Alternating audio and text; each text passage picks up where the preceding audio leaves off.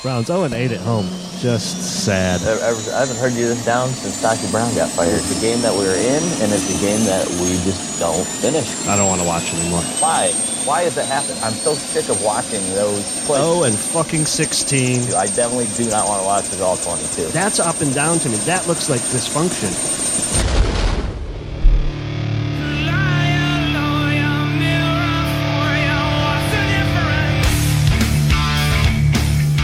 Welcome back, Survivors, Season 3, Episode 30. Surviving the Season, post-game breakdown show. I'm Adam Greggs here.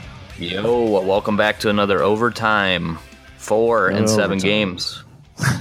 Has to be an NFL Browns. record. I don't know if it is. Doesn't matter. Browns, another overtime loss. I think we get 1 point for that in the standings. Yes, this is hockey standings. Yeah. Yeah, that was a tough one. 59-yarder to lose by a guy that can't even make an extra point. And then, that ball was not straight. No, I thought he missed it off his foot. This football gods fucked us. That's what happened.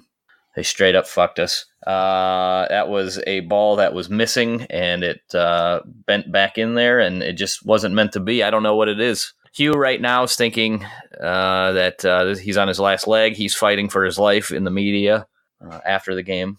It's just, what's the point? Crazy Sunday. Let's talk about the Hugh situation. Browns are 2-4-1. I'm not sure we thought they were going to be much better than this. They should be much better. I mean, they should. Yeah. No, I mean, come on, 2-4-1. I was thinking they really haven't had that many injuries though. Like the injury, they had a couple in these last weeks, but they've been relatively healthy, and those are games that you need to win. They should be 500 team at least right now, if not better. Yeah. I know you came in low, like you gave them a low expectation of wins. I think you were at 4-6 or so.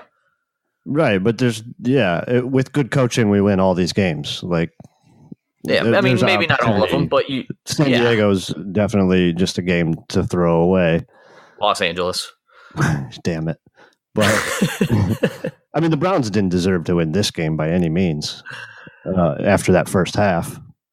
No, but why do you even put yourself, like, you shouldn't even be in that position. One, you're playing the worst defense in the league, 32 points a game. All of a sudden, you can't score 1 point on offense in the first half. 1 lousy point you can't score. You had, hold on, I have it somewhere in all these papers, 74 total yards in the first half. That's that, and then somebody's going to say, that's just that's what happens with the rookie quarterback. He's not. No, that's what happens when your game plan is trash. It's garbage. It's garbage. We have this like state of the art quarterback who does all these things, like lighting up the college world, and we're set. What are we going to do? We're going to take it back to Stone Age of football. 2nd down and 10, 2-yard run coming at you. Yeah, we switched from Hyde to Chubb, but we're still going to get you your 2-yard run on 2nd down. 2nd down and 10 after. And I mean, come on. It's just, they are so conservative, and they were so conservative in that first half. And okay, fine. Your wide receivers aren't great. Your tackles aren't doing a good job. It doesn't matter. Like, you still have a guy that can make plays. Like, at least try to get people open, do something, set up something so you can get some space, create space as a coach. Create space, because you don't have the guys that can go out there and get open by themselves. You don't have those burners. Create space through things that you do. Manipulate the defense. What do they do that you can play against them? No, we're going to go out and just run our shit every week. What do we got? What do you got, Todd? Well, I got this tight end screen thing here. Hasn't worked in 2 decades. We can try it. What do you got, Todd? Get out of my office, Hugh. Yeah. And now Hugh's taking over the offense after he gets into that after. Yeah, well, dude, you're the head coach. Like, this is on you just as much as on Haley. So now, he's got a scapegoat. It turned into a scapegoat. Well, the offense, I need to get under. Yeah, you needed to get the offense under control since preseason. That wasn't working with Tyrod. It's just far too conservative. It's just step your game up, dude. You guys got to figure something out. This is just not a good coaching staff. It's just not good.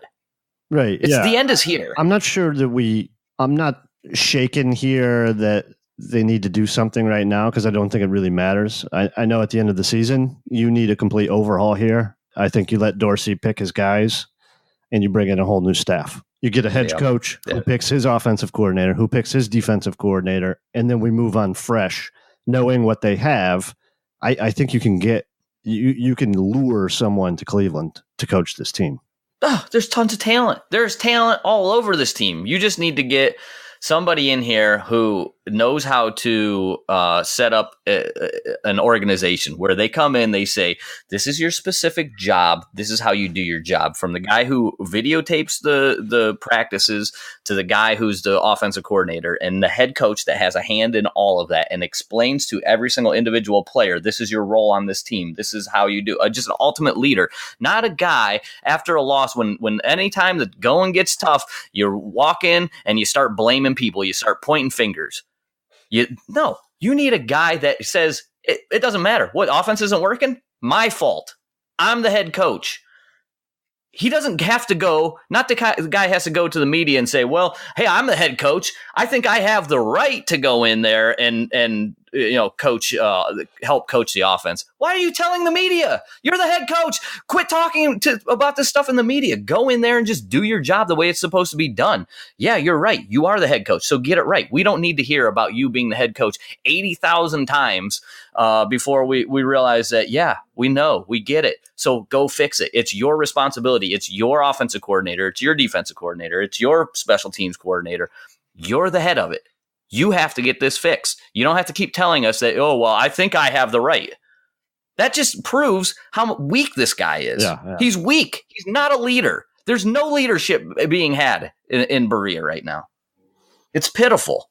Do you think something's happened? There was some weird vibes from a lot of the Cleveland writers, the mainstream media guys after the game, that it seemed like something was going to happen right away. Hughes got a press conference in about 45 minutes. Is something happening this week? Is something happening next week? Do you want something to happen? Hugh wants to probably get rid of Todd Haley, which he said, well, I'm not trying to, this is not against anybody in the building. This is what he said. Those are his exact words. Yeah, okay. Yeah, you would never try to undercut somebody or stab any guys in the back. You've never done stuff like that. I mean, we're in year 3 of what this guy's changed his staff in and out. He's just come up with so many excuses. He's out of them at this point. Mm-hmm. Like, it's over. I don't even care your win. It's not even about what happened 2 years ago. I don't even look at that. It's what you cannot win a game. You can't win one. The games are here. They're being had. You're not getting your staff to. We have better talent than what Tampa Bay does. We do. They have better wide receivers. That's it. Every other position, we are better than they are. Defensively, we are so much better than they are. It's not even close. We should be crushing this team. There's no reason for us to be to leave in that game in overtime. We shouldn't even be in overtime. There's no reason to have 2 points at halftime. It's pitiful.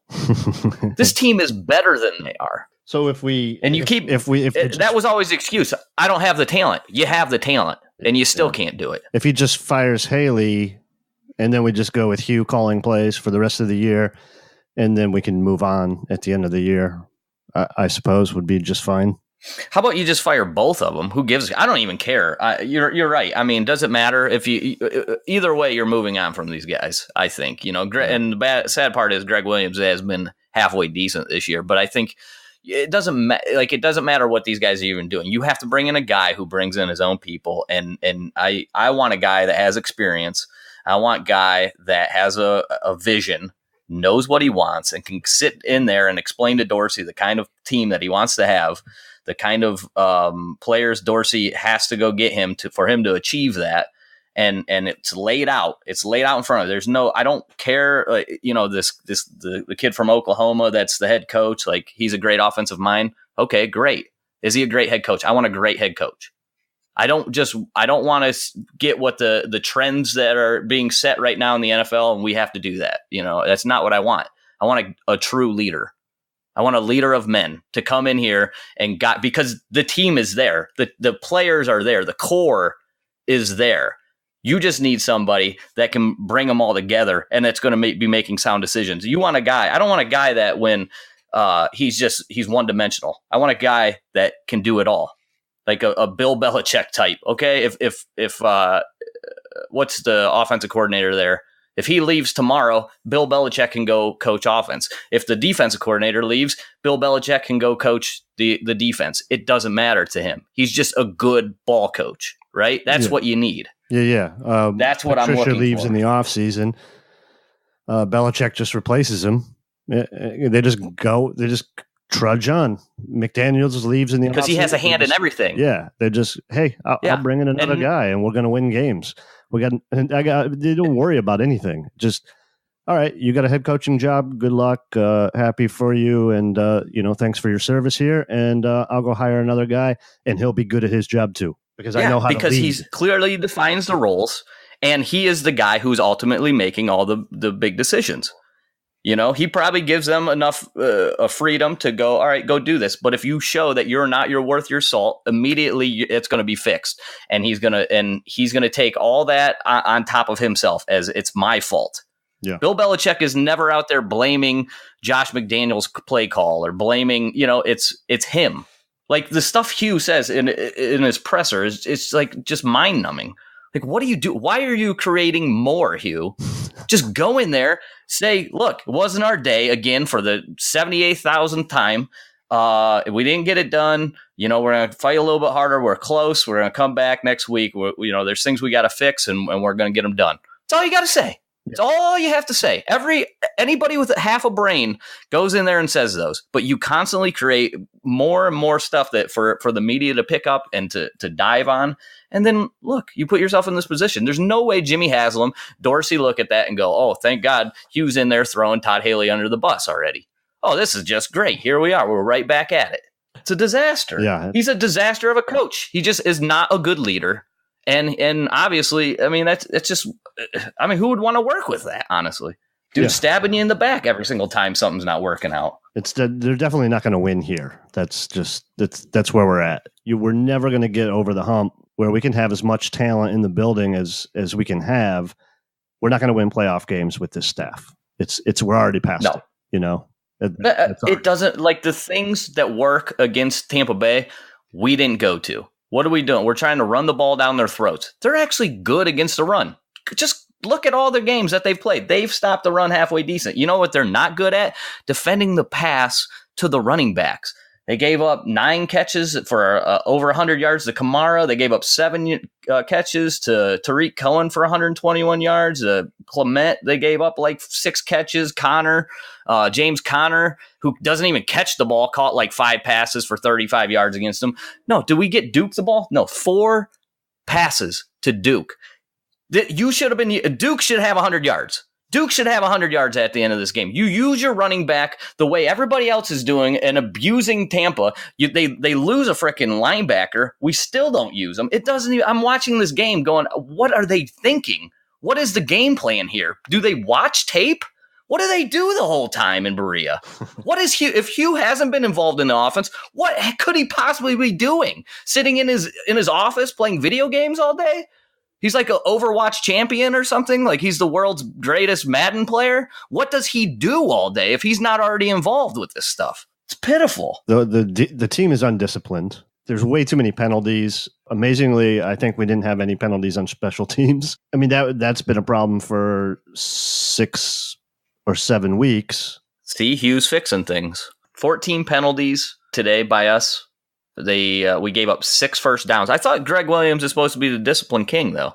Isn't that his deal? Yeah, there was I think there was just on 3rd down. I think there was 5 or 6 defensive penalties that gave him a first down. It was 6. I wrote it down. 6. So yeah, there's 14 penalties, 6 first downs that came by. That Zeitler had a face mask somehow that set us back to 1st and 25 early. Hands to the head. Agba tries to bat a pass down somehow, and then he grazes his helmet, touches his shoulder pads. Dear God, Winston could have died instantly. Penalty. Baker slides down, speared in the side of the helmet. No penalty. Yeah. Okay. So I'm telling you, some of these calls I was watching going, what that is. There was a hold on Avery in the either 4th quarter or overtime that they called against him. That was, I mean, good Lord. it didn't even. I've seen so much worse than that. And then there was Agba gets the sack, and they called that one illegal contact against Kirksey. Yeah. Like, come on, man. I mean, some of those were just ticky tack. It didn't make sense, but that's the way they were going to call it. We're never getting those. Seems like once again the officiating goes one way. Yeah, it was 3rd and 3 in overtime. 2 people jumped off sides in our own territory. That could have been fucking end of it, but then we got 2 back-to-back sacks. No, well, it was legitimately the end of it. That was what, 3rd down? And then, yeah, right. And then we got Garrett with a huge sack and what is the dumbest play by Jameis Winston of all time. Yeah. Whatever. Do anything in that position besides take a sack. Just launch the ball out of bounds, you moron. That was terrible. Thank God he's not our quarterback, let me say. And you know what? He makes a couple nice passes and he made some good plays with his feet. It's one boneheaded thing after another with that dude. Speaking of that play, so I'm glad we don't sack, the right tackle false started again for like the third time, like 3 weeks in a row. They've missed false starts on the offense. No call, and everybody in the stadium sees it. Yep. And then Ogunjobi came back and then got another sack that put him back to 3rd down and 29. And then they hit Deshaun Jackson for 14 yards and then line up a 59-yarder on me. I couldn't even believe it. I couldn't even believe it. Amazingly, Deshaun Jackson only had 2 catches. Ward played Jackson all day and played him awesome. Yep. The cool thing, they put Buddy Calhoun at free safety and moved Randall on to Evans, who didn't have a bad game. Makes sense. We had 7 catches for 107 yards. He didn't score and never really seemed like Evans had 100 yards, did it? Yeah, he had a couple long catches though. He gets them in bunches because every single catch he has, I swear, is 20 yards. Yeah, that seems like a little different than what our pass catchers do. But yeah, I thought Ward did a fantastic job. Deshaun Jackson, of course, gets the 1 touchdown on the jet sweep, which I was surprised the Buccaneers didn't only ran it 1 time in regulation. They ran it again in overtime, and actually Jamie Collins made a play on it. Yeah, that was a great play. Yeah, but that's something that we got absolutely killed on last week. And the Bucs, they ran it 1 time for a 14-yard penalty or for a 14-yard touchdown, and then didn't run it the rest of the game until overtime. And that's I don't know, man. That seemed to be bread and butter for the Chargers. I'm surprised they didn't go back to it. Yeah. We're talking a little bit of generalities here. One more thing, probably before we dig into the game. Carlos Hyde, in a great trade, I thought, was sent to Jacksonville for a 5th-round pick, opening the door a great trade for Chubb. You're calling that a great trade? Yeah. Why are you saying great trade? But why not? You just think that you can't get anything for Hyde? No, I mean, a 5th. Is that what you're assuming? That's all right. That's what I thought. I thought that's what his value is. Yeah. But to me, it seems to be one, either Dorsey's trying to clear space for to actually get Nick Chubb onto the field, which he looked a lot better. Let's be honest. He just has another gear than what Hyde does. Yeah, you know, that's there. And then also, hopefully, he's probably hoping that they actually use Duke a little bit, which they didn't. You know, the other aspect of that is you were rostering 3 running backs before, and none of them really contribute on special teams. They tried to do that with Chubb. He's not really a special teams guy. You really want your 3rd running back to be a special teams guy. So then they bring in Hilliard. Hyde's the one that's expendable, obviously. He's got the bigger contract. You get a 5th-round pick. I think that is fair value for both teams, for the Jags, for the Browns. I don't think you can expect to get more for that with a guy who has a pretty decent size contract. And, you know, I mean, how good is Carlos Hyde? I know a lot of people were upset about that. It didn't make sense. I figured once they see Nick Chubb run, you're going to feel a little bit less annoyed that the Browns just went out and got rid of Carlos Hyde, because Nick Chubb, there was nothing that happened in this game where you go, well, if they had Carlos Hyde, things wouldn't have been the same. Not for 1 second.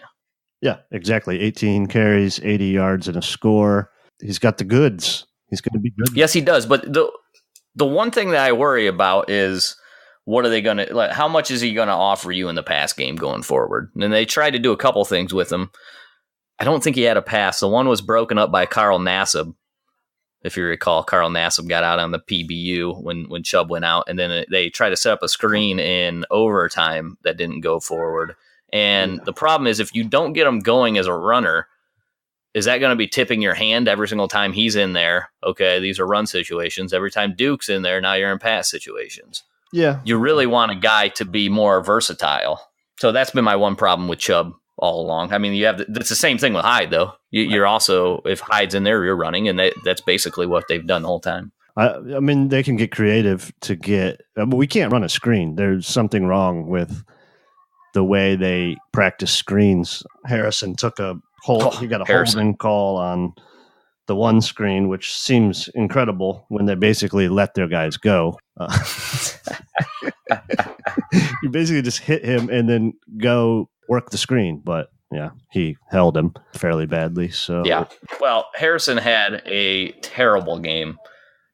He was abused constantly. If it wasn't Carl Nassib, who ended up, Nassib had 2 sacks on the day. Yeah. If it wasn't Nassib, it was Pierre Paul, and they were just doing whatever they wanted to Harrison. And again, you know what I'm seeing is it's just not a good pocket for Baker, and it's making him really have to, he's trying to get out of the pocket so early because it's the most narrow pocket of all time. All the ends are doing is, and we talked about this at the beginning of the year. This is going to be a problem.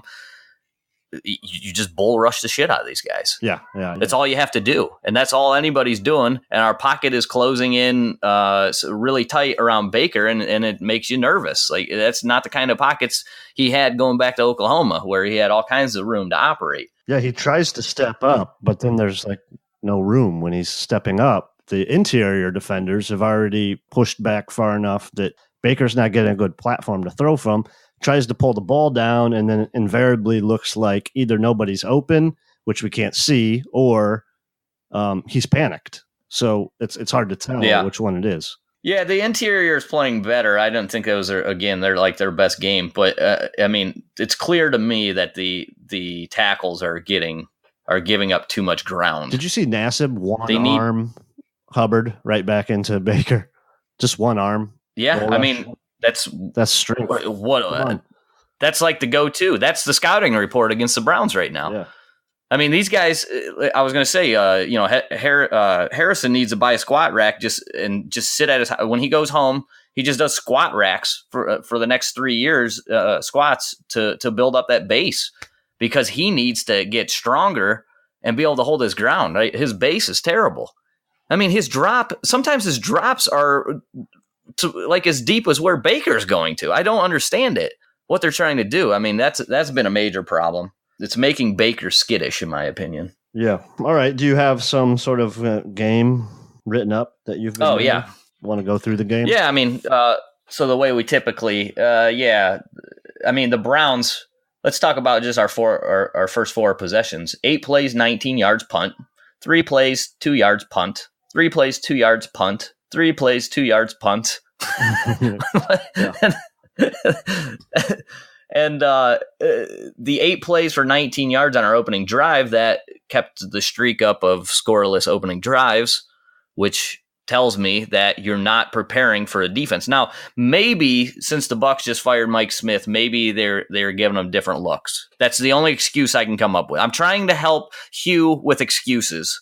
This is the only excuse I can come up with. Are they just getting complete different looks than what was on tape? Well, that first, how many drives are scripted? I mean, you could tell that they were scripted. Like Landry got 2 quick passes on first and second down. Yep. Then they gave it to Chubb twice. Probably 20 plays, 20 to 20.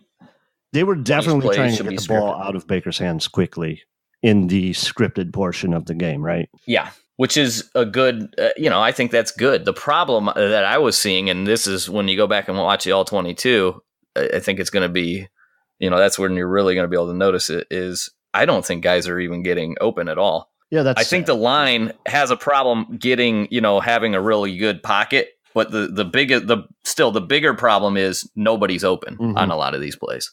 Yeah. So until they fix it, and I don't see it going forward. I mean, what's our only hope? That Rashard Higgins comes back? They have got to do, if it doesn't happen this year in the offseason, I don't think you can just pick up a rookie and you be okay with it. This team needs a veteran receiver who's ready to play like now, if going into 2019 or today. That's what they need on this team. You can't wait around 3 years for a guy to develop into a wide receiver. Randy Moss, he's the kind of guy that can come in as a rookie and light it up. But typically, rookie wide receivers take a lot of time. Mm-hmm. And you can't Antonio Callaway could be fine. What we're getting right now is what you get from rookie wide receivers. We can't have that again. We have to have a veteran guy that's ready to play that Baker can rely on. We need that bad. So whoever it's going to be, if they want to make a play for Amari Cooper or whoever it's going to be, that has to happen, in my opinion. Agreed. So keep going. Yeah, a couple more 3 and outs. Let me get into. Let's see, where are we? 9-2 when Tampa Bay took over at the 25-yard line.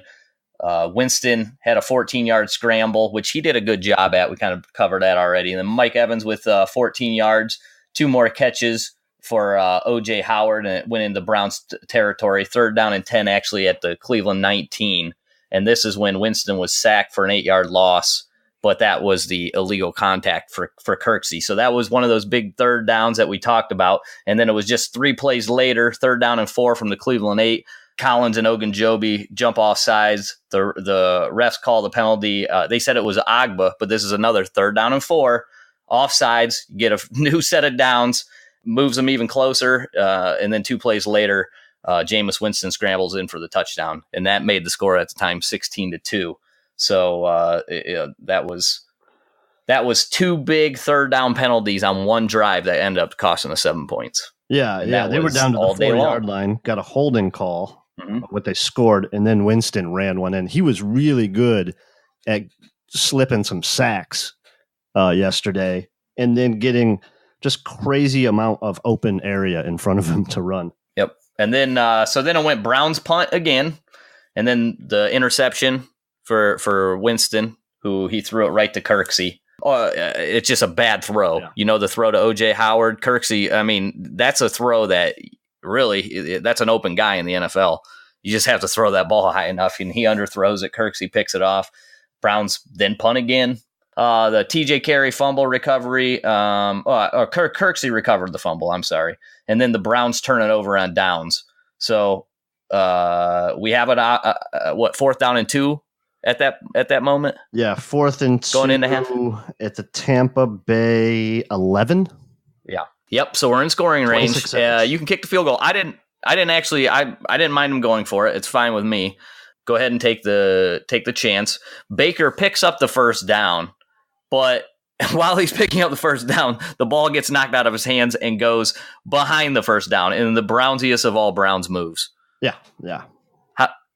Instantly, it was Browns karma hitting us. So, and then that was the end of the half. So we lose points there at the end of the half again. How many times has that happened in the Hugh Jackson era where we can't? Right? Am I right? Yeah. We just cannot capitalize when we get takeaways. We had 2 extra takeaways than what they did, what they got. We win a turnover battle again, and we lose another game. You have like an 80% chance of winning games when you win the turnover battle.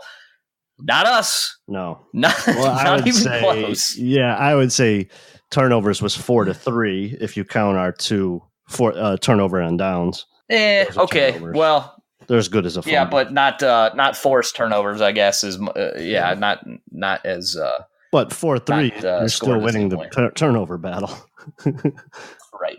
You started on the Tampa Bay 19 after the fumble and you didn't score. You started on, you're on your own 25 after the interception because Agba did the dumbest thing possible. Yeah, crackback block. Yeah, that was stupid. When you're at the 2-minute warning, like those things are annoying. A few numbers here for the first half. 5 of 6 on 3rd down was Tampa. Cleveland was 1 of 9 if you count the 4th down. So 1 of 9. 1 of 8 on 3rd down, 1 of 9 with the 4th and 2. Well, I'll tell you what some of it is. Here I wrote down the Jarvis Landry passes on 3rd down. 3rd down and 13, Landry for 5. 3rd down and 11, Landry for 7. 3rd down and 16, Landry for 5. Now he did have the big one. Was it in the 4th quarter? 3rd down and 9, Landry for 18. So he did have one where he made a 1st down on 3rd, but the other were great. Great job picking up that 5 yards on 3rd down and 10. Yeah, checking down. So 16-2 going into halftime. Yep. Everyone's like, what the fuck did we just watch? That was depressing as hell. Yep. Our Buckeyes just got annihilated the night before. Browns look like complete disaster. We scored 2 points against the worst defense in the league. Okay. And then we come out, 2 plays, and thank God for Myles Garrett. That's all I have to say. Praise the Lord. Thank you, Sashi. Myles beats his guy, swipes the ball out. I think it was Avery recovered that one, if right. And so we get the ball back early there. What Myles have? 2 more sacks on the day, so that gives him 7 on the year. Yeah, I think so. Stud. So he's on pace for 16 sack season. I think that will earn some money when the contract time comes up. And that next drive led to a David Njoku 15-yard touchdown. He had 2 catches for 22 yards on that drive.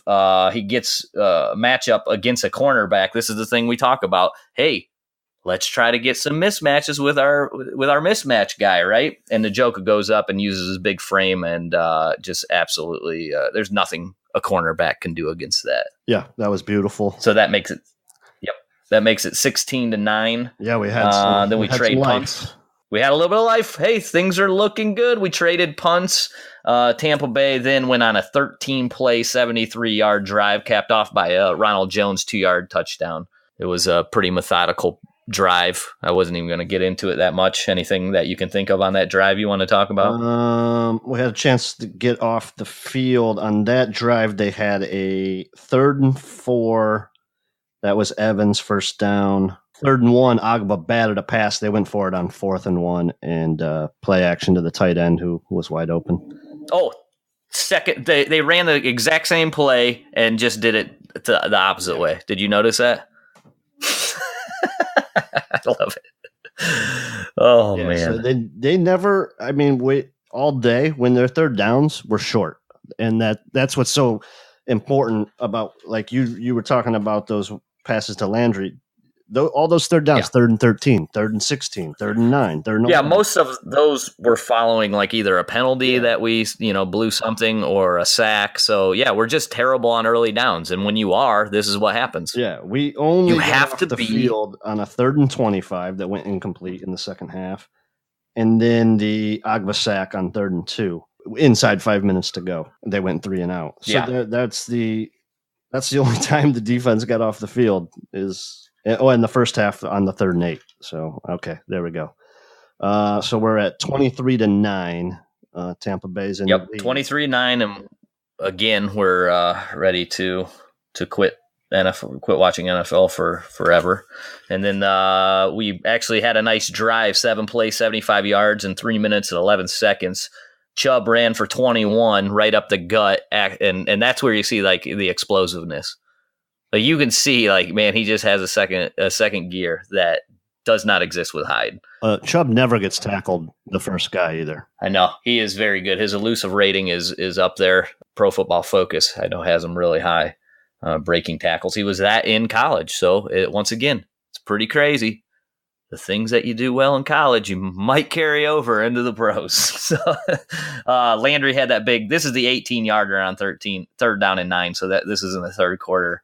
And then there was a pass interference. This was okay. And then the pass interference on Carlton Davis. He was facing Callaway, and he kind of just grabbed the back of his hip and kept him, and that led to a 1-yard Chubb run where he had to fight for it a little bit, showed his toughness and his, that's the other good part about Chubb. Not only can he take those long runs, but he can also, he's a very good inside runner, and he can get those short yardage plays that. Hyde can. That's what Hyde was good at also. So Chubb gives you that dimension to his running ability. So that gives us 23-16. And then if you recall, O.J. Howard dropped a ball that he should have caught on 3rd down and 3. Yeah. The Browns had, and they had a punt, which we took over on the 20. I don't want to make this a big deal, but if it's 23-9 and you score a touchdown, go for 2. Okay. That's 23-9. You're down by 14. Go for 2. I'm not gonna make it a big deal. We're not gonna talk about it, but it's the wrong call to go for an extra point after the Chubb TD. Why would you go for 2 though? You just do. That's the better play. Okay. All right. Me and you had this discussion. But with no explanation. So you're gonna say that and then not explain to the people listening to the podcast why we need to go for 2. If you get the 2-point conversion, you're down by 6. You have a chance. One, now you can do 2 field goals to tie. And if you score again, you win with an extra point. If you miss the 2-point conversion and then you score again, you can get the 2-point conversion to tie. You have 2 options. Okay. You have 2 times to get the 2-point conversion with a better than 50% chance to get the 2-point conversion. That's high level analytics. I wasn't going to talk about it, but we had to. So if I'm the coach, you're the guy in my ear telling me that. I just listened to what you had to say. Let's kick that extra point, guys. Let's get out there, boys. Yeah. That's what I'm doing. It doesn't happen very often, but Peterson did it. I was going to say, I thought you got that. I thought I remember that happening. And that's why you brought it up. That makes sense. High level analytics coming right here from Surviving the Season. Yeah. So, all right. So Landry got 20 on first down. Then we had consecutive penalties of a hold by Fells, if you recall that, and a legal block by Brashard Perriman, which led to first down and 26. And an incomplete led to second down and 26. And that's when Baker runs 35 yards. Picks up the first down, gets hit in the head. No flag is actually thrown, but it's later picked up. And Mayfield gets up and is just jawing, talking mad shit. I loved it. Yeah, it was great. Did Baker get flagged on the play? No, the flag was for the hit to the head, and then they came back and said we're picking the flag up because Baker is a runner, and therefore he can take hits to the head. So that was the explanation. Like what? Yeah, I couldn't. You're allowed to figure out why they picked that up. You're allowed to put your head down and straight spear him. That's what it was. It was. I mean, come on, man. You're not even allowed to tackle like that back in 1970. That's spearing. Like, come on. You can't just lead with your head like that. If that hadn't been the Jesus. They're so touchy on quarterbacks, and they totally let them get hit in the head. Yep. Because it's a Brown. I'm telling you, man, there's 2 sets of rules. One for the Browns, one for the rest of the league. Then Chubb ran for another 12-yard gain. Njoku for 23 yards. First and goal from the 6. First and goal from the 6, he had a who was it? Somebody was a false start, like Zeitler. Just back to the 11, yeah. Okay, Zeitler had a couple penalties on the day then. Yeah. So then Landry picks up 9. That takes you to second down and goal at the Tampa Bay 2. They go incomplete on second down. I don't even remember. To give the ball to Chubb. Screaming. Just give the ball to Chubb 3 times from the 2-yard line. Yep. Quit getting cute. But I don't even remember what that call was on second down. It may have been a decent call. I don't recall. I think it was play action. They were trying to get Njoku, but he slipped and fell. And then Baker just kind of just heaved it. Throw it away. Yeah, sort of to the other side. Yeah, so then third down, Chubb goes for 1, and that sets up fourth down and 1, and they hurried it. It wasn't. They just immediately got up. They tried to sneak it. He didn't get it. So, that was a fourth down and a foot. This goes back to that Raiders game where we were talking on fourth down and a foot. Should we sneak it from our own 19-yard line? Well, it's supposedly like a 85% chance you get it. Of course, when it comes to percentage and the Browns, we always seem to come up on the short end of the stick. Again, I think even at that part, I'm turning around and giving the ball to Chubb. Right. I don't mind it. Yeah. I mean, I didn't mind it at the time. Sure. I just thinking once I saw the TV coverage was real bad, all of a sudden they were just snapping it. But I knew in my head, I was like, just give the ball to Chubb. Yeah. So Tampa Bay takes over at the 1-yard line. They go 3 and out. And this was 2 weeks in a row. Now this is Pepper's best return in the punt game, I think, of his entire career as a Brown. He goes 32 yards, brings it back to the Tampa Bay 16. And it wasn't just about blocking. Peppers made a number of guys miss on that play. Yeah, so that was it was a really good run back for Peppers, and it probably led him to doing a little bit too much on the one that sort of ended the game. But that gave us first down and goal at the 16-yard line, and this was a phenomenal catch by Jarvis Landry, a diving catch. The ball was low. He gets it, and he also sticks his arm over the goal line for the touchdown. And that ties the game up 23-23. We're feeling good. We're Browns fans, baby. We've never doubted this. We've never doubted them. Never doubted it, but there was like 2 30 to go. Yeah. But I never doubted that they were going to drive. Right. And so they get down into the field goal position. I don't know if you want to go over any of these plays, but it was a 40-yard field goal that he missed. Was there anything on that drive that just absolutely blew your mind? I thought it was just typical what we were going, typical NFL football these days. Move the ball right down the field with no problem. Nothing really. I thought it was kind of stupid of them. They lost a couple yards. I mean, I know it's a 40-yard field goal, but they probably would have had about a 38-yard try. But Winston takes the snap to try to like move the ball over to the hash. I always think that's stupid. I think 2 yards loss. I think that to me, the 2 yards, like the distance doesn't even matter at that point. You'd rather have it on the kicker. To me, they're saying to the kicker, where do you want it? Like the guy obviously can kick at 60. He's made 60-yarder before, and he made 59 today. It's not about distance to him. He wants to have it where he's most comfortable. I mean, the hashes really aren't that far apart. Doesn't matter that much in the NFL. It's not like college, where the hashes are. Sometimes you see a kick if you got a close, like the closer kicks in college seem worse than the ones that are further away. If you're on a hash, you have to kick the damn ball sideways. Yeah. So overtime. Yeah. So another 4 overtime, 7 weeks. We win the toss. I feel like we keep winning the toss in overtime. It seems to be like our time to win. That's our consolation prize, winning the toss. And then once again, we do nothing, because if it's an opening drive of anything, overtime or the first quarter, we cannot do a damn thing. And on first down, Harrison with the whole important. Yep. Start at 1st and 20. Yep. And we get nothing going. And then on third down, there was what's his name? Ratley made the catch on second down, picked up a significant 8 yards that gives us a manageable third down, and 3rd down and 7, a little high for Njoku. Pro Football Focus gave him a drop, but I don't know how you can credit him with a drop on that one. I went after going back and watching it. I'm like, maybe when they get a chance to look at it again. They gave him a drop for the one in the first half, or no? They gave him 2 drops. Yeah, though obviously the one in the first half was a drop, but this one in third down was out of his reach. Yeah, I didn't have that. And the cornerback clipped his foot and tripped him also, so he couldn't really extend for it. He wasn't able to jump for it. He might have been able to jump for it and make the catch had he not been tripped up. But there was no call. That's what Njoku was saying to the refs. He's like, come on, man. Like, can't just let him do that. So we punt down to the 11-yard line. Your boy had a nice day punting. Hell yeah, he did. Got us a safety. What a punt. That's right. We didn't even cover that. On the inch line. Yeah. That was awesome. So Winston, and I don't even know how many plays this was later, but Garrett gets pressure on Winston. Winston just throws it right to Jamie Collins. Yeah, right to him. Hilarious. In the most Jameis Winston of all throw. I mean, come on, dude. This is what I'm talking about. Like, you almost can't even put the ball in this guy's hands to go win the game because he makes so many boneheaded decisions. It's just terrible throw, terrible decision. Yes. But we take over the ball. 6 minutes to go in OT. Go ahead. We're on the Tampa Bay 45-yard line. Yep. And so what are we going to do? We're going to get creative, and we're going to run Chubb right up the middle for 0. Second down and 10.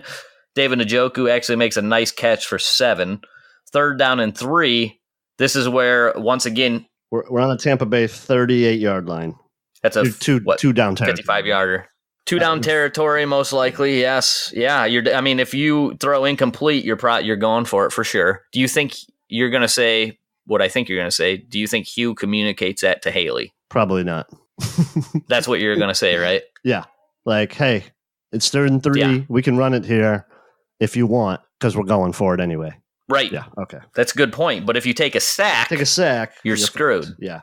And even better, let's have it be Nassib getting his 2nd sack of the day. Yeah. And I know this, you could argue that Baker can't take a sack there, but again, watch that play. The pocket is so narrow because our tackles just get instantly pushed right back into them. And then there's actually here the interior gets some push too. There's nothing Baker can do. He can't make the mistake of turning the ball over with that can get return. If you see the receivers going out in pass patterns, there's nobody open. It's almost instant. It's drop back. you're taking pressure immediately. What are you going to do? You're done. And it's the bull rush versus Harrison getting, again, that's what you keep using. You just go back to that well. Go back to that well over and over. If you're going against Harrison, you're going to play against his weakness, and his weakness is his strength. His physical strength is holding him back right now. Yeah. And the same thing on the other side. Both tackles are undersized, and they're getting just brutalized. So that was a huge play, obviously, for them. We have to punt, and this is a terrible punt, which he kicks it into the end zone. So your dude Colquitt sucked balls on that one, by the way. which led to a Tampa Bay punt, which this is the one I was talking about earlier. Jabril catches it, makes a couple really nice moves, and then this is an old reference. He does a Leroy Horde where he just does a little bit extra. He wants to make that one extra guy miss, and then the ball gets knocked out, and of course Tampa Bay recovers it. And then what turns into the strangest 6-play drive for 7 yards in the history of NFL. Yep, they had the ball. That. Cleveland 48. They're going to start that drive with 3:12 remaining. It's sort of all or nothing here. It's either they're going to score or we're going to tie. Yeah. So Winston takes a sack. I don't have these plays even in order, but it ends up being where they picked up a first down on an offsides. Right. And then after they pick up the first down on the offsides, Garrett gets the sack for a 12-yard loss. Ogunjobi follows that up with a 9-yard or 7-yard sack against Winston. And then he completes the 14-yard pass to Jackson, which I was like, you got to be kidding me. We can't give up 14 yards there. Like, it's just within this guy's range at 59-yard field goal. Yeah, it was 3rd and 29 at the 2-minute warning, and they give up Jackson's only second catch of the day for 14. Yeah. But still, even then, I felt good about it. What are the chances of this guy making a 59-yarder, though? Yeah, no, I didn't think it was going. Can't be good. Hey, it was interesting. Yeah. They had called a timeout earlier in OT, and then the dude threw the red flag down on the Jackson catch. Yes. What was he trying to challenge? Yep. I think he was saying that he had like an extra yard or two. Oh, he was just trying to get a better spot. That was a strange one. And then the other one, when Hugh Jackson challenged the one on the catch fumble, it looked to me like I couldn't even tell who recovered the ball. And it looked to me like Tampa Bay recovered the ball. Yet people on Twitter were telling me, no, for sure the Browns recovered that. Yeah, I don't think, even if that was ruled a fumble, could the officials give the ball to the Browns? I don't know. Without a clear recovery. I have no idea. It was strange. So because the dude threw, I want to go back to this. I think you can get a penalty for that, but they had a timeout. So they charged Tampa with the timeout, their second timeout. Yep. What if you don't have a timeout there? What happens? You take a 15-yard penalty or something? I don't know. That's a good question. Look, do I look like an official? I don't know. Crap. There's a dude that does a podcast about the Browns. Yeah, that was interesting because I was like, hey, I think that's a penalty. He can't throw a red flag there. Yeah, I think it's a delay of game penalty, actually. 5-yard penalty. But he had a timeout, so they charge him with the timeout, and then you don't lose your... Yes. I get it. Okay. Yes. So, yeah, the dude knocks it through on a miracle kick, 26-23. Browns lose in Brownsy fashion. Yeah. I thought, and then a couple of takeaways from the game, like I thought Agba played his best game in a long while. Yeah, he had 1.5 sacks, 1.5 tackle for losses, 2 batted passes, 2 QB hits, 5 tackles on the day. So he really got after it. Abused that guard, man. He was doing some work over there. That guard for Tampa that plays right guard, the guy's terrible. 15 targets for Landry. You got 10 catches out of it today. 97 yards, I believe. There was like a hot streak there in the second half. I don't know what Landry had at halftime. They tried to not much purposely get the ball to Landry early, but then it sort of disappeared. And then they did, like Landry and Mayfield started to get a little hot there at the end. That's a lot of targets. I don't know. Njoku only 6 targets. That I like to see Njoku in double digits. No, I want to see Duke Johnson getting like 7 or 8. Like, I mean, that was the matchup to be had today. or yesterday, and they didn't take advantage of it. Duke had one, and it's mind-numbing. That got called back, so that's probably doesn't reflect in that stat line. That was somewhat early. There was an illegal block. Do you remember that one? Mm-hmm. That was a Brichard Perryman block, I believe. That was annoying. There was an illegal shift on Landry, who then did the same thing. Yeah, I didn't understand that. I didn't understand. I wonder what they called there, because that was weird to me. Is it because he went and got set and was like hopping sideways or something instead of running the rest of the game parallel with the line of scrimmage? Well, I was wondering about that myself. I wonder if they talked about that at all. Yeah, I mean, for the game, I expected Landry to have 100 yards for this game, so I guess I'll let him meet my expectations. But I thought he had that one really great catch. But how many times do you see him and he's just blanketed when man coverage? He gets all those open. He's getting all those catches when they're in zone. He kills zone. Anybody wants to play zone against him, he can find the hole. If you play him man, you're going to have him covered. And I think we see that. There's just no room for Baker to throw to him when he's facing man cover ever. Yeah, Callaway just one catch for 14 yards on 2 targets. I'm just assuming he was covered up. Perriman, what can you expect from? He had 1 catch for 6 yards. He just got here. Yeah, not much. Not much, and Ratley had a quiet day. But this is a secondary that you have to take advantage of. The all-22 is going to be pretty telling, because it looked like nobody was getting open. Where's Seth DeValve? Do we have? And they were able 0. I don't even think he played a snap. So weird. And that's another thing. This is what I'm talking about. You're not utilizing the weapons that are on your team, and then you're complaining that we don't have weapons. You're complaining, well, I don't have enough. We don't have enough players out there. It's the same thing and then Hugh's going to take over play calling. It's the same thing he did last year. You don't utilize the one guys that actually do stuff. You're running out there 4 wide receiver sets when your wide receiver core is terrible. Use your we need a coach that comes in and goes, what do my players that I have here do well? I will put them in those positions to succeed, then to do the things they do well. Not a guy that comes in and says, this is my system. You're a square peg fit into this round hole. That's not the way it works. That's not what good coaching does. So when you can sit here, and I don't even know how there is somebody out there that right now who honestly can sit there and go, no, I think Hugh's got what it takes to turn this around. I just don't understand how you could possibly think that. It makes no sense to me. What he does to prove that he's a good coach, a good head coach, that he's a good leader of men. He's shown the complete opposite of that, in my opinion. He's the antithesis of that, of leadership. It has to change. Yep. And I'm if it's not by the bye week, it needs to change. It needs to change at 2:30 today. Oh, that press conference is going off right now as we speak. So either it's Hugh putting his resignation, or he has fired Todd Haley. Which happened?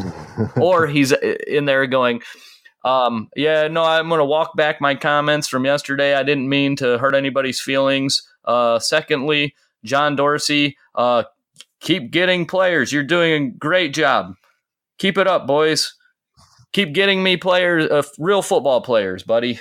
Yeah, frustrating. Blowing John Dorsey to keep his job. There's some work to do.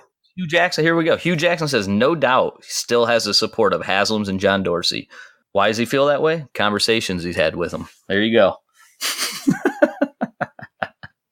to be in that much self-denial. Oh, man. Tough. At least, you know what? At least we can say what we think here. At least we're not like CBD. Yeah. Like, right. Zagura has to show up today and act like everything's fine. It's all great. Yeah, no, I think Hugh's got what it takes, guys. You just have to give more time to Hugh Jackson going forward. Right, the whole building's on fire. It's cool. We're good. We're fine. Don't be worried. We're good here. No problems. Anything else after this debacle? Again? No. I think that's it. We've got Pittsburgh, who's coming off a bye. Speaking of bye, because I don't know what the defensive line snap counts are going to look like. Again, Garrett, you can see he is just gassed by the end. He's got nothing left. Yep. somebody's quits. going to get somebody hurt. Somebody's going to, like, how much can these guys do this? I mean, if we only had somebody to put in them, if Chad Thomas can't seem to get any reps, if we only had somebody that was here that we cut, that would have been able to add at least some defensive end at reps. Least just to be able to cut reps. We just nobody. There was nobody on this squad. Nobody that would have got 2 sacks against their former team in that same game. All right. I guess we're out of here. Ah, shucks. That's Steelers next. That's going to be tough. Kansas City after that. That's probably going to be easy tough. win. Easy win. Like, I don't know if you watched any of that game last night, but Kareem Hunt, nobody can tackle Kareem Hunt. Okay? He hasn't even faced the Browns. We are by far the worst tackling team. I think we had 12 missed tackles this game. I think it's either 11 or 12. It's not even close. We're in double digits, missed tackles in every single game. Kareem Hunt led the NFL in missed tackles force last year. Do you realize what that's going to look like? It's going to be like if right now I got to play 5th grade football against just average 5th graders, that's what it's going to look like. Shoving people down. So, hey, it's just the Browns. Let's get through this year with nobody getting any major injuries, reassess the roster here at the end of the year. The trading deadline's a week away. Maybe we can add something there. But at this point, I think I don't think we should trade for, assets for someone that can help us win this year. I think we're past that, Yeah, I mean, but this team can win. I mean, we're in all these games. We've had one game where we haven't had a chance to win. One. Yeah. No, we played 7 games. We're 2-4-1. I mean, we're probably out of it, but at the same time, we're not out of it. No, you we're know not what I'm saying? Like, there is an outside chance if the football gods finally just throw us a bone one time in the whole span of the Cleveland Browns since 1999. Just one bone. But I think please. If you lose these next 2 and you're 2-6-1, go into the bye. Yeah, you're done. It's what do they call that? Evaluation time. Yes, we'll be in full evaluation mode. We will be on this show. We'll be in a full coach search 2019 edition. We'll be up the draft market. Right? The coach draft market. Be hitting up the draft to figure out. I mean, right now we're drafting in the top 10 again. Wow. I think we're at 8 or 7 as of today, somewhere around there. All right, let's get out of here. This show's running a little long. Yeah. It's just these overtime games, there's so many plays. Tampa Bay, 88 plays. The Browns, 62. Yeah, you can hit us up on Twitter at STS Podcast. Our email is season@gmail.com, patreon.com/STS Podcasts. Awesome last night meeting the dudes from Sins. Thanks, fellas. That was a good time. Appreciate you guys coming out. Too bad we wasn't on the back of a win. Yeah. # Road to Redemption Gregory. Tell them what we say. Keep on surviving.